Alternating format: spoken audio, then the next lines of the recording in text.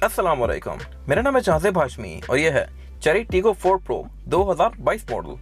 पाकिस्तान में रिसेंटली दो cherries launch की गई हैं, चेरी टीगो 4 प्रो और चेरी टीगो 8 प्रो। ये इसका 4 प्रो वर्जन है और इन दोनों गाड़ियों में तकरीबन 20 लाख रुपए का फ़र्क है। ये गाड़ी टीगो 4 प्रो छोटा वर्जन है और इसमें फीचर्स वगैरह कंपैरेटिवली 8 प्रो से कम आते हैं। और अगर इसको पाकिस्तान में देखा जाए कंपटीशन के लिहाज से तो इसका कंपटीशन MG ZS बनती है या किया स्पोर्टेज अल्फा बनती है। इस गाड़ी में फीचर्स वगैरह काफ़ी डिसेंट आते हैं, लेकिन कंपैरेटिवली MG या स्पोर्टेज जो ऑल व्हील ड्राइव वगैरह होती हैं उनसे कम आते हैं। इसमें सनरूफ दी गई है, क्लाइमेट कंट्रोल आता है जो कि ऑटोमेटिक है लेकिन सिंगल जोन है, और इसमें मीटर वगैरह भी देखने में अच्छा है। इस गाड़ी की प्राइस 4999 है, यानी कि ऑलमोस्ट 50 लाख रुपए, और इसकी डिलीवरी ड्यूरेशन जो है वो तकरीबन 3 महीने का है और इसकी बुकिंग 1 मिलियन से होती है, यानी 10 लाख रुपए से। Overall it's a good crossover SUV and today I am going to review it.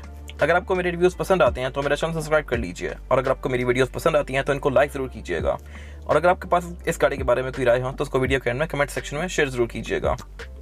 Overall it's a good SUV and today I am going to review it. Let's start with the exterior of this car.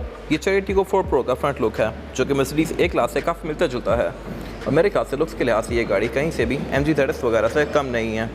Sportage alpha से भी मेरे ख्याल से इस गाड़ी की looks काफ़ी बेहतर हैं। इसमें रेड कलर के एक्सेंट्स यूज़ किए गए हैं, रिम इस गाड़ी के ब्लैक कलर में है, तो ये गाड़ी थोड़ी स्पोर्टी की तरफ ज़्यादा फोकस है।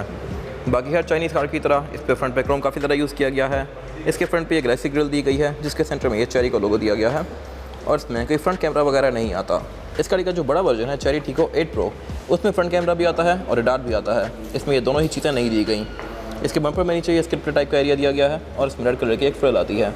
अगर बात कीजिए इस गाड़ी की हेडलाइट्स की, तो हेडलाइट भी इस गाड़ी की काफ़ी फीचर रिच हैं। इस तरह से कि इसमें लो के लिए ये प्रोजेक्शन लैंप आता है और हाई के लिए इसमें ये LED लैंप्स आते हैं, और उसके साथ नीचे यहाँ पे इसकी पार्किंग दी गई है और ये इस गाड़ी का इंडिकेटर दिया गया है। और इस गाड़ी की हेडलाइट्स की लुक जो है ये मर्सिडीज़ की A क्लास से काफ़ी मिलती जुलती है।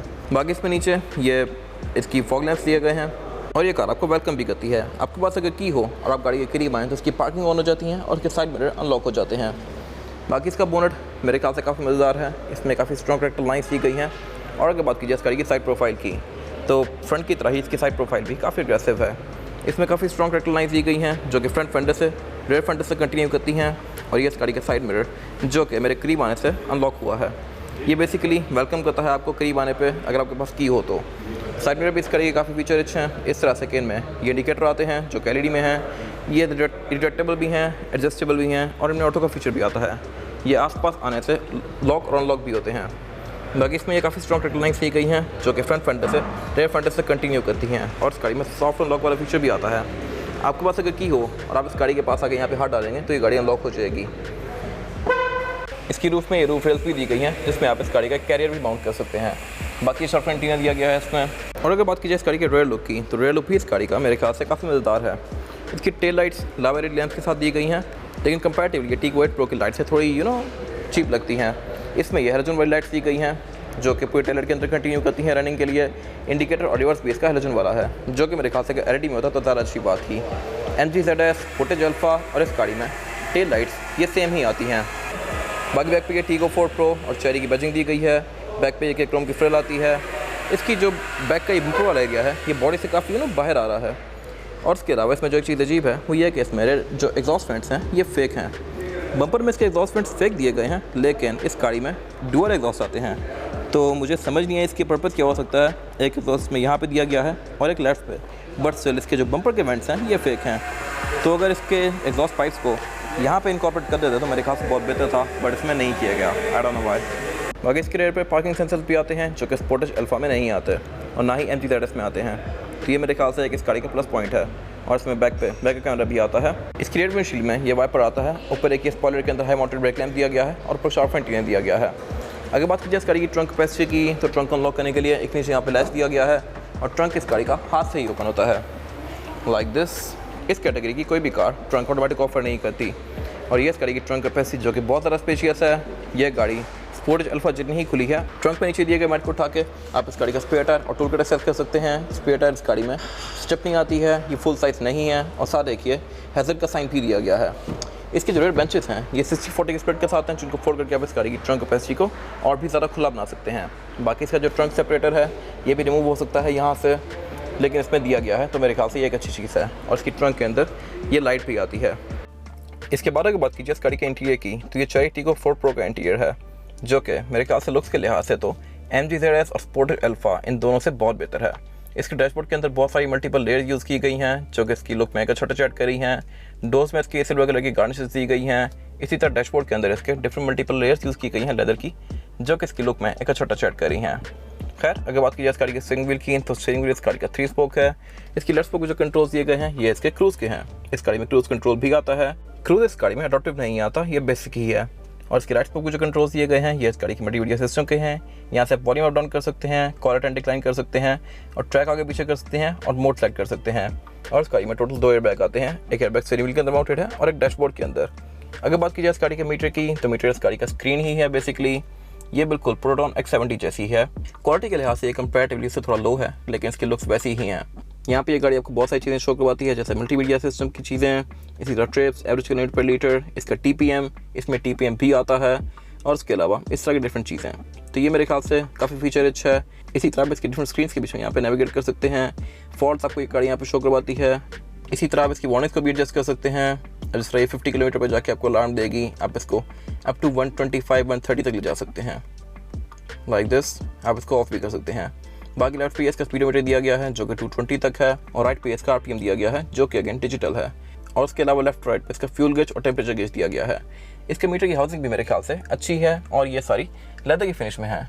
ये बेसिकली फॉक्स लेदर है और इसके अंदर स्टिचिंग भी दी गई हैं जो कि इसके मीटर को और डैशबोर्ड को थोड़ी अच्छी लुक दे रही हैं।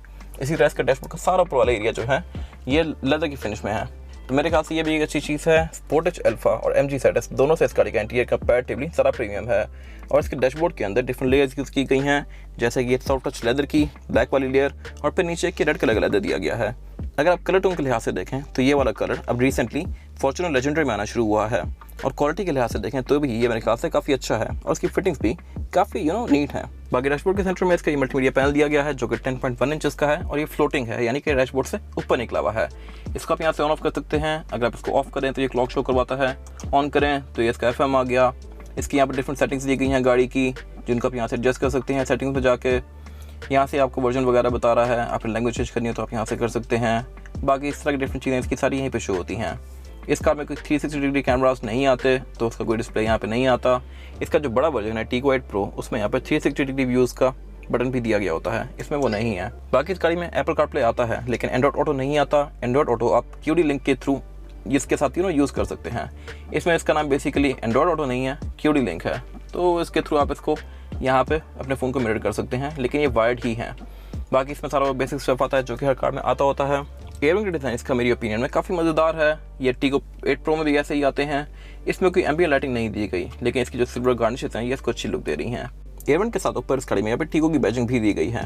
Nice attention to detail. Airbags के साथ यहाँ पे इसका पुश स्टार्ट दिया गया है और उससे नीचे ये कुछ फिजिकल बटन्स आते हैं जहाँ से आप इसके वॉल्यूम अप डाउन कर सकते हैं, इसको स्क्रीन को ऑन ऑफ कर सकते हैं। यहाँ से हेडलाइट का बटन दिया गया है यहाँ पे जो कि साथ ब्लिंक करता है इसके। बाकी यहाँ पे ये QD लिंक का बटन दिया गया है, फोन अटेंड डिक्लाइन का भी बटन दिया गया है और मोड सेलेक्टर दिया गया है।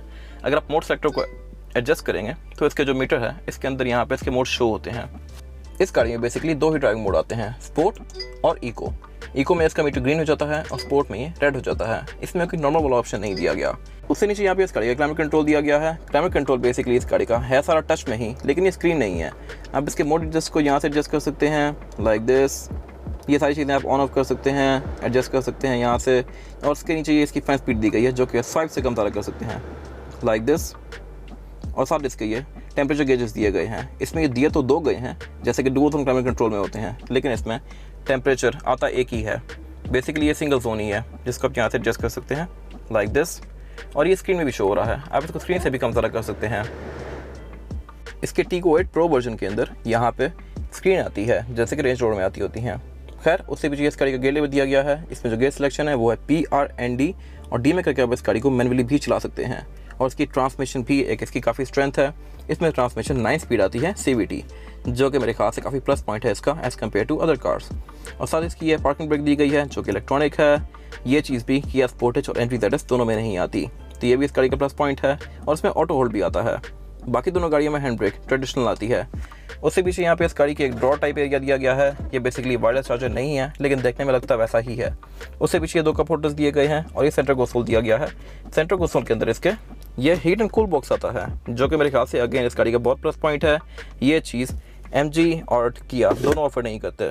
यहाँ पे इसके एयर वेंट्स दिए गए हैं जिनको आप ऑन ऑफ कर सकते हैं और ये बेसिकली इसका कूल बॉक्स है। इसके बारे में बात की जाए इस गाड़ी की सीट्स की, तो सीट्स भी इस गाड़ी की लेदर की फिनिश में है सारी, और इसकी पैडिंग भी अच्छी है। इसमें ब्लैक कलर के साथ साथ रेड कलर की स्टिचेस भी दी गई हैं। इसी तरह अगर बात की जाए इसके डोर की, तो डोर में भी इसके मोस्टली एरिया लेदर का है और सॉफ्ट टच मटेरियल की फिनिश में है, जो कि अगेन मेरे ख्याल से एक अच्छी चीज़ है। अगेन MG ZS और किया स्पोर्टेज अल्फा दोनों में ये चिप प्लास्टिक के आते हैं। इसी तरह इसमें बहुत सारी ट्रिम्स दी गई हैं, जैसे कि डोर लॉकर के आसपास वाला एरिया सिल्वर कलर का है, डोर हैंडल भी इसका सिल्वर कलर में है। स्पीकर इस गाड़ी में टोटल 6 आते हैं, 4 डोर्स में और 2 ट्वीटर्स, और इसका जो आर्म रेस्ट है ये भी डुअल कलर में है और ये पूरा ही लेदर का है, ब्लैक और रेड के कॉम्बिनेशन के साथ। विंडोज के कंट्रोल ड्राइवर साइड पे दिए गए हैं, और इस गाड़ी में जो एक चीज़ अच्छी है वो ये है कि इसकी चारों में विंडो सिंगल टैप वाली हैं, यानी कि आप इनको सिंगल टैप से फुली रोल डाउन या रोल अप कर सकते हैं, जो कि MG ZS से ऑनवर्ड्स आना शुरू होता है। ये चीज़ स्पोर्टेज में भी नहीं आती, इवन ऑल व्हील ड्राइव में भी, और ना ही टूसॉन में। और स्पोर्टेज अल्फा के अंदर विंडो सिर्फ ऑटो डाउन होती है, ऑटो अप भी नहीं होती, बट इसमें चारों विंडो सिंगल टैप वाली हैं। और साइड मिरर भी इस गाड़ी में रिट्रैक्टेबल आते हैं, यानी कि आप इनको गाड़ी के अंदर बैठ के फोल्ड भी कर सकते हैं, और इन्हें ऑटो का फीचर भी आता है। प्लस इस गाड़ी में ब्लाइंड स्पॉट मॉनिटर भी आता है, जो कि अगेन ZS और अल्फा ऑफर नहीं करती। डोर लॉकर MG की तरह इस गाड़ी में भी सिर्फ ड्राइवर के पास दिया गया है। इसको अनलॉक करने का एक तरीका ये है कि एक तो आप इसको बटन से कर सकते हैं, दूसरा अगर आप इसके डोर को एक दफ़ा खोलेंगे और दूसरी दफ़ा खोलेंगे तो इसका डोर खुल जाएगा। और उससे आगे यहाँ पे कुछ और कंट्रोल्स दिए गए हैं, जैसे कि DAC, इस गाड़ी में डाउन असिस्ट कंट्रोल भी आता है, जो कि मेरे ख्याल से मज़ेदार चीज़ है, और उसको आप यहाँ से ऑन ऑफ करेंगे। और साथ इसका ट्रैक्शन कंट्रोल दिया गया है, जिसको आप यहाँ से ऑन ऑफ कर सकते हैं। साथ इसकी हेडलाइट की एडजस्टमेंट दी गई है, इसमें 3 पॉइंट्स आते हैं। साथ एक ये ब्लैंक स्क्रॉलर व्हील दिया गया है, जिसका कोई पर्पज़ नहीं है। स्टीयरिंग के पीछे राइट साइड पे इसकी हेडलाइट के कंट्रोल दिए गए हैं। हेडलाइट इस गाड़ी की ऑटो के फीचर के साथ आती हैं, यानी कि ये डे और नाइट को सेंस करके इस गाड़ी के हेडलाइट्स को ऑटोमेटिकली ऑन या ऑफ करेंगी। और साथ इसकी फॉग के कंट्रोल्स दिए गए हैं। और स्टीयरिंग के लेफ्ट साइड पे इसके वाइपर के कंट्रोल दिए गए हैं। वाइपर इस गाड़ी में रेन सेंसिंग नहीं है। वारंटी पीरियड इस गाड़ी में ड्राइवर और पैसेंजर दोनों के लिए आते हैं। लाइट इसमें दोनों के लिए नहीं आती। और उसके अलावा सेंटर में इसके ये केबल लाइट्स दी गई हैं, जो कि LED में हैं, जलते हुए इसको काफ़ी अच्छी लुक दे रही हैं। इसमें सनग्लास होल्डर भी दिया गया है, और उसके अलावा इसमें सनरूफ भी आती है, जो कि अगेन कंपैरेटिवली MG या किया से इसका एक कंपैरेटिवली बहुत एज है। इसको आप यहाँ से ओपन क्लोज कर सकते हैं, और इसकी ओपनिंग ग्रैंड या सिविक जितनी ही है। ये थोड़ा सा ओपनिंग के लिहाज से कम है, लेकिन इसका साइज़ उतना ही है। ड्राइवर की सीट इस गाड़ी में मैनुअली एडजस्टेबल है। इसको आप हाथ से ही आगे पीछे करेंगे और ऊपर नीचे भी। इसमें हाइड्रोलिक भी आता है, जैसे आप इसकी हाइट को भी एडजस्ट कर सकते हैं। इसके बारे में बात की जाए इस गाड़ी में रेयर पैसेंजर के लिए सीटिंग कैपेसिटी की, तो रेयर पैसेंजर की सीटिंग कैपेसिटी भी इसमें काफ़ी स्पेशियस है। बैक पे यहाँ पे 2 लोग आसानी से बैठ सकते हैं, 3 लोग बैठना चाहे तो बैठ सकते हैं, लेकिन ज़्यादा कंफर्टेबल नहीं होंगे क्योंकि ये गाड़ी चौड़ाई में थोड़ी सी कम है। लेकिन इस गाड़ी में फ्लोर बेड क्योंकि फ्लैट आता है, तो थर्ड पर्सन को पाँव रखने में कोई मुश्किल नहीं होगी। बैक पे मेरे पास यहाँ पे लेग रूम काफ़ी सफिशिएंट है इस गाड़ी की ड्राइविंग सीट को नॉर्मल सिटिंग पोस्टर पे करने के बाद भी।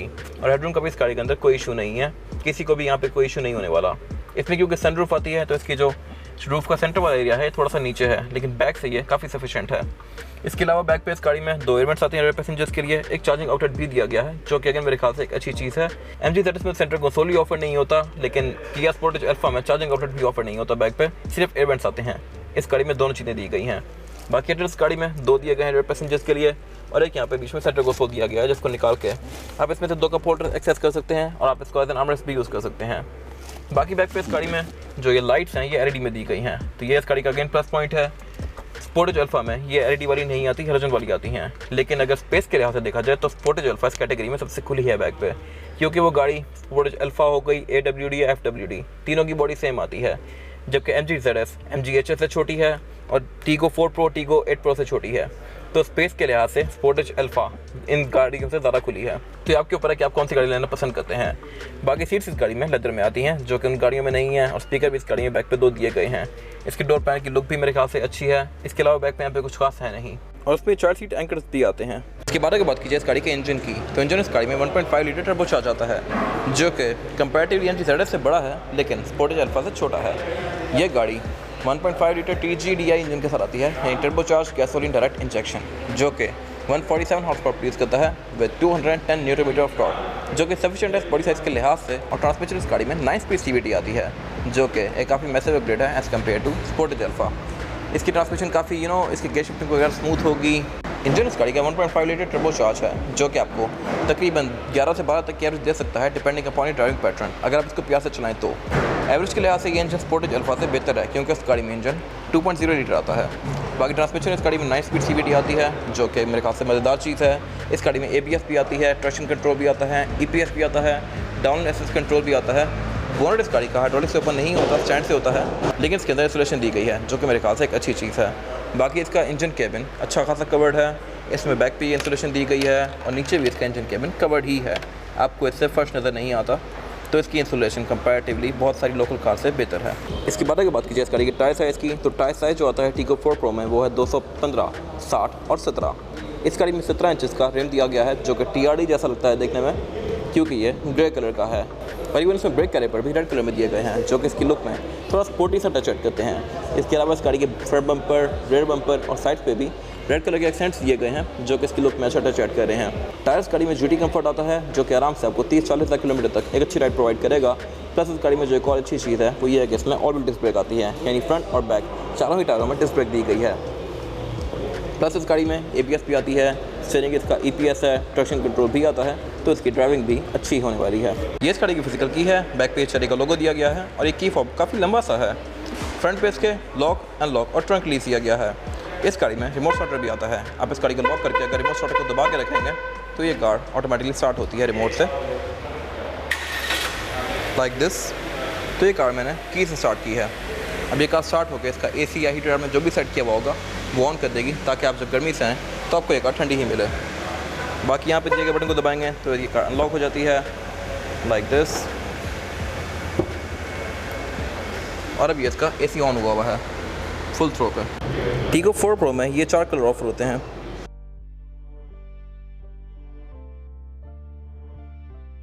यह था आज का review cherry Tiggo 4 pro 2022 model का। अगर आपको ये रिव्यू पसंद आया तो इस रिव्यू को लाइक कीजिए, मेरे चैनल को सब्सक्राइब कीजिए, और अगर आपके पास इस गाड़ी से रिलेटेड कोई भी राय है तो उसको कमेंट सेक्शन में जरूर शेयर कीजिएगा, ताकि वो लोग जो ये गाड़ी लेने वाले हैं वो आपकी राय से फ़ायदा उठा सकें। अपना ख्याल रखिएगा। Thank you.